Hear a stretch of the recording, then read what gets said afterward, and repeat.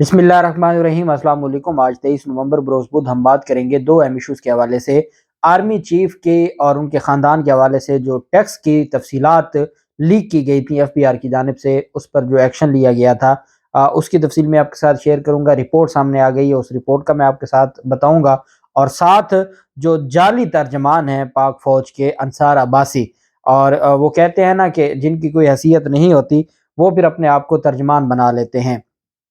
जब army chief या army chief के इदारे से कोई बयान नहीं आया, तो अंसार अब्बासी कहते हैं कि मेरे कुछ जानने वाले हैं जो उनके करीबी हैं, उन्होंने ये कहा है कि आर्मी चीफ की जानिब से बड़ा सख्त रद्द अमल आया है। और वो रद्द अमल क्या आया है वो और उनकी जानिब से जो वजाहत आई है वो भी मैं आपके साथ शेयर करूंगा। पहले मैं आपको बताता चलूं कि शहबाज गिल के मुकदमे पर कल समाअत हुई थी और फर्द जुर्म आयद होनी थी, लेकिन उन्होंने एक दरख्वास्त दायर की है। और ये एडिशनल सेशन जज हैं ताहिर अब्बास सिप्रा, उनकी अदालत में समाअत हुई और दो दरखास्तें दायर की गई हैं। पब्लिक प्रोसिक्यूटर ने बताया कि मुलजमान की दरखास्तों पर मैं आज ही दलाइल देने के लिए तैयार हूँ। जिस पर शहबाज गिल के वकील ने कहा कि हमारे लिए फेयर ट्रायल के लिए ज़रूरी है कि पता चले कि मुलजमान कौन है।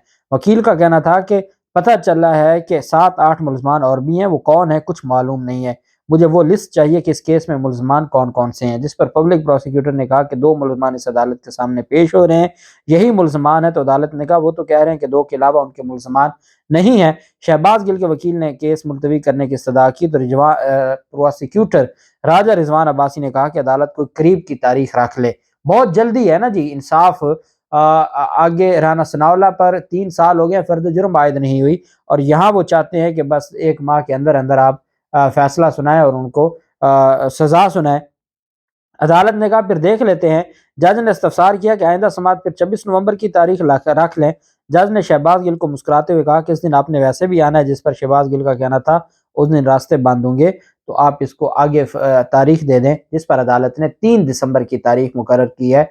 फर्द जुर्म की कार्रवाई अभी नहीं होगी, अभी पाकिस्तान तहरीक इंसाफ की तरफ से 2 दरखास्तें दी गई हैं, उन 2 दरखास्तों पर बहस होगी और ये मामला भी चलेगा। और पाकिस्तान तहरीक इंसाफ के वकला, क्योंकि वो लाहौर से जाते हैं, वो प्रोफेशनल हैं, वो जानते हैं कि इस मामले को कैसे हमने हैंडल करना है। और राजा रिजवान अब्बासी जो वैसे भी कुछ दिनों के मेहमान हैं बतौर स्पेशल प्रोसिक्यूटर, उनको इन केसेस के लिए स्पेशल हायर किया गया था, तो इस वजह से वो भी ठंडे हो जाएंगे और ये मामला भी ठंडा हो जाएगा। जबकि दूसरी जानब सिंध हाई कोर्ट ने सिंध हुकूमत के लिए एक बड़ी परेशानी बना दी है। सिंध हाई कोर्ट ने कराची के इंफ्रास्ट्रक्चर के लिए वर्ल्ड बैंक के 3 अरब रुपए से जायद फंड्स के इस्तेमाल से मुतल्लिक दरखास्त पर हुकूमत सिंध को मजीद ठेके देने से रोक दिया है।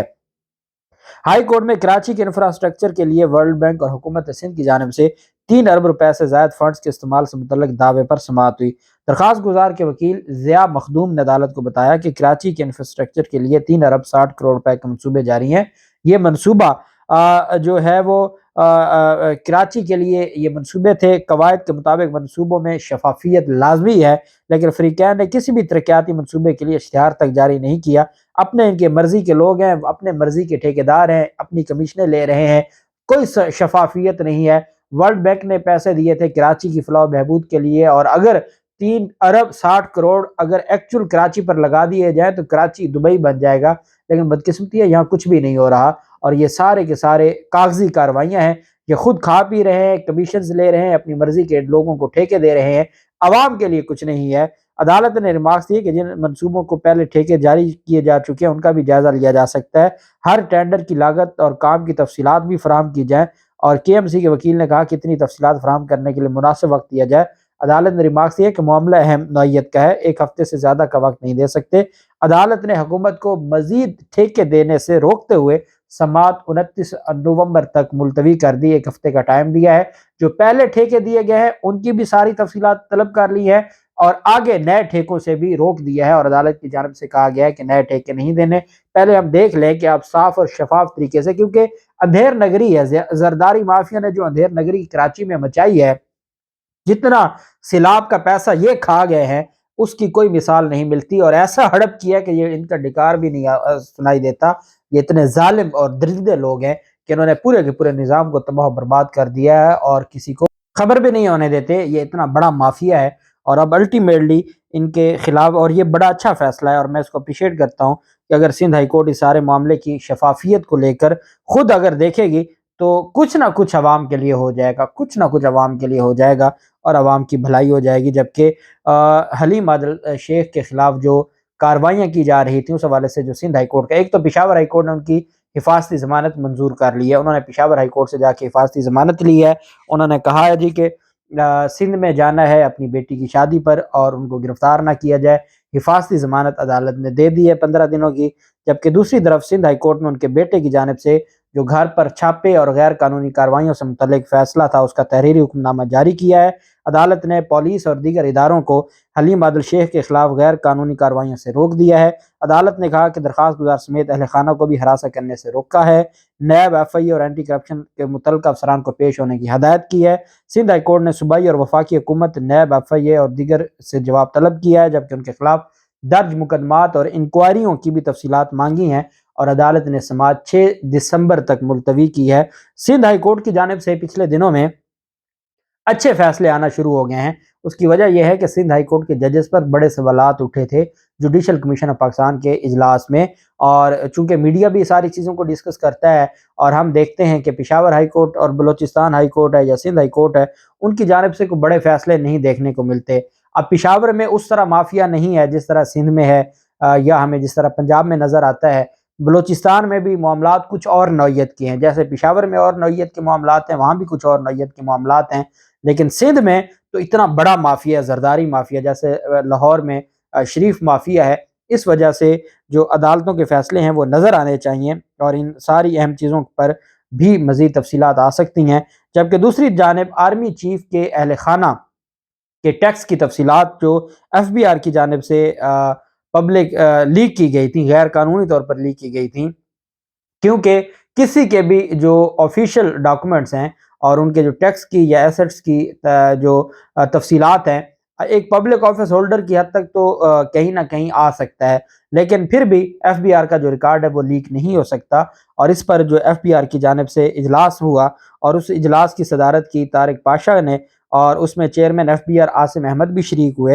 اجلاس میں آرمی چیف کی فیملی کے ٹیکس تفصیلات لیک ہونے پر چیئرمین ایف بی آر اور چیئرمین جو ممبر ہے آئی ٹی اور باقیوں نے بریفنگ دی اور اس حوالے سے رپورٹ بنائی گئی۔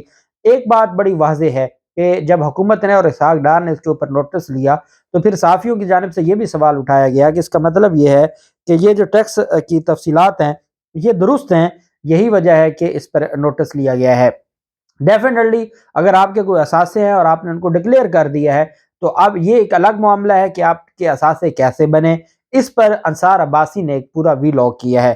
انصار عباسی کہتے ہیں کہ انہوں نے پہلے تو احمد نورانی کے سٹوری کو بتایا ہے، پھر وہ کہتے ہیں کہ میری بات ہوئی ہے جو آرمی کے اہم لوگوں کے ساتھ جو قمر باجوہ کے قریبی لوگ ہیں، اور آرمی چیف کی جانب سے شدید رد عمل آیا ہے، اور انہوں نے پھر وضاحت دی، انصار عباسی نے وضاحت دی کہ جی جو آرمی چیف کی وائف ہے وہ ان کے والد بہت بڑے سرمایہ دار تھے اور ان کے اثاثے وہاں سے بنے ہیں، پھر ان کے داماد کا جو معاملہ ہے، پھر ان کی بیٹی کا معاملہ ہے، وہ سب کی ایک ایک کی تفصیل بتا دی۔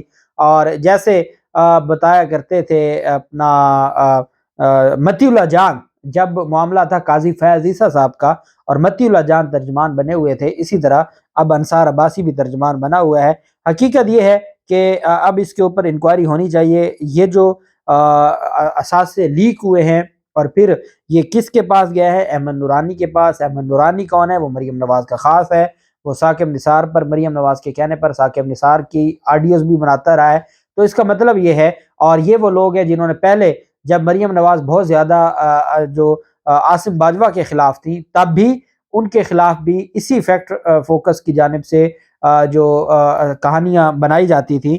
تو اس کا مطلب یہ ہے کہ حکومت نے جو بھی کیا ہے اس میں اسحاق ڈار بھی انوالو ہے اور نواز شریف مریم نواز بھی انوالو ہیں، اور اس معاملے پر آرمی چیف کو دیکھنا چاہیے کہ یہ جو لیک ہوئی ہیں، دستاویزات لیک ہوئی ہیں یا ٹیکس کی تفصیلات لیک ہوئی ہیں، یہ ساری کی ساری چیزیں بھی قوم کے سامنے آنی چاہیے کہ اس کے پیچھے کون ہے۔ ان کے جانب سے اب یہ جو رپورٹ آج کا اجلاس ہوا تھا اس کی رپورٹ جمع کروائی گئی ہے اسحاق ڈار کو۔ اسحاق ڈار کی جانب سے یہ کہا گیا ہے کہ عبوری رپورٹ میں نے دیکھی ہے، فائنل رپورٹ بھی آج رات تک مل جائے گی، اور ان کی جانب سے یہ کہا گیا کہ جو یہ ساری کی ساری چیزیں غیر قانونی ہیں اور عدالتی حکم کے بغیر کسی کے بھی ٹیکس ریکارڈ کو نکالا جائے یا لیک کیا جائے یہ غیر قانونی ہے۔ انہوں نے کہا کہ عبوری رپورٹ سے پتہ چلا ہے کہ ایک کا تعلق لاہور سے اور ایک کا پنڈی سے ہے، ہو سکتا ہے کہ وہ مجاز ہوں کیونکہ راولپنڈی میں سرکل ہے، وہاں پر اسیسمنٹ ہوتی ہے اور ان لوگوں کو اس بات کی اجازت ہوتی ہے۔ انہوں نے کہا کہ اس کو ہم منطقی انجام تک لے کر جائیں گے، غیر قانونی کام کی اجازت دینا آنکھیں بند کرنا فرائض کی ادائیگی سے غفلت برتنا ہے۔ انہوں نے ایک بات بڑی واضح کر دی ہے، وہ کہتے ہیں جی کہ جو اس میں انوالو دو لوگ تھے، ایک کا تعلق لاہور سے تھا اور ایک کا پنڈی سے تھا، اور یہ لاہور اور پنڈی سے کون تھا اور ان کا کیا تعلق تھا، یہ بھی ایک بڑی اہم بات ہے۔ جبکہ دوسری جانب یہ جو ساری چیزیں ہیں فیکٹ فوکس پہ جو آئی ہیں، تو میں یہ سمجھتا ہوں کہ اس کی تحقیقات اس نوعیت کی ہونی چاہیے کہ خاص ان دنوں میں یہ کیوں لیک کی گئی ہیں اور اس کے پیچھے وجہ کیا ہے، کون تھا جو اس کا بینیفیشری ہے، کون یہ چاہتا تھا کہ اس وقت یہ لیک ہو اور کون کس پر دباؤ ڈالنا چاہتا تھا۔ اور یہ جو سارا معاملہ ہے قوم کے سامنے ایک دفعہ کھل کے آنا چاہیے تاکہ پتہ چلے کہ یہ ان کا آپس میں کس بات پہ اختلاف ہے اور کیا یہ معاملہ ہے۔ اور میرے خیال میں اب چیزیں بہت ساری سامنے آئیں گی اور قوم دیکھے گی کہ کس طریقے سے یہ ایک دوسرے کا معاملات کو سامنے لاتے ہیں۔ اصل چیز ہے عوام کی طرف سے، اور جو عوام کی نظروں میں اپنی عزت بنائے گا اسی کی عزت ہوگی، اس کے علاوہ کسی کی عزت نہیں ہے۔ اللہ پاک پاکستان کا حامی و ناصر ہو۔ بہت شکریہ۔ اللہ حافظ۔ پاکستان زندہ باد۔